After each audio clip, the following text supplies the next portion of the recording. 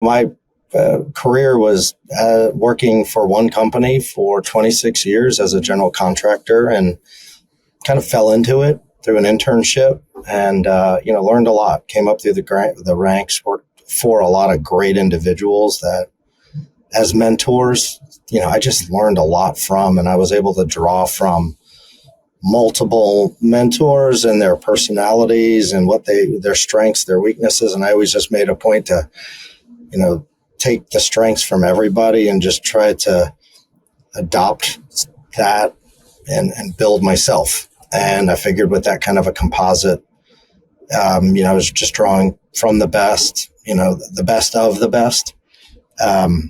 Came up through more operational roles, project manager, played a lot of time out in the field as a superintendent without being an official superintendent, which I enjoyed, particularly that, because you're there with the workforce that is actually building the building.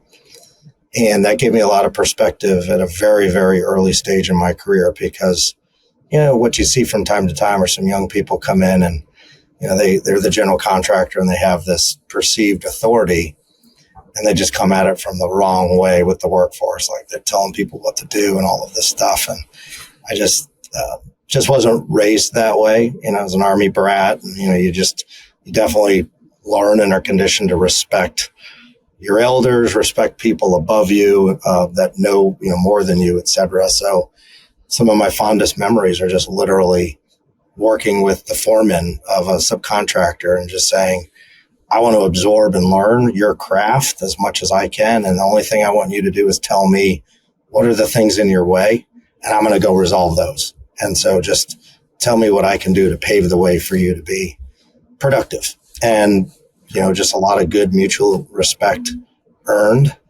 And I'm a big believer that you need to earn that respect, and was successful doing that. And so construction, I learned in a very early stage, is very much a people business. It's relationships. It's just really getting things done with people as a team.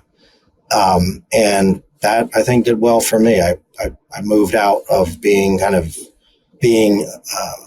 on a single project, being an executive and a vice president with broader responsibilities across many projects, and then had the opportunity to take on a real P&L responsibility of a business unit while I was out in the Western region. And through there is where, I achieved some pretty fantastic growth stories with being, part of the leadership that grew a region from a few $100 million and really championing the strategy to drive it to $2 billion and more on a sustained basis. And kind of the growth within that, from geographical plays that we made to break into new cities and ultimately drive not just revenue, because construction, if you're just top line focused, you're going to get into trouble really quick.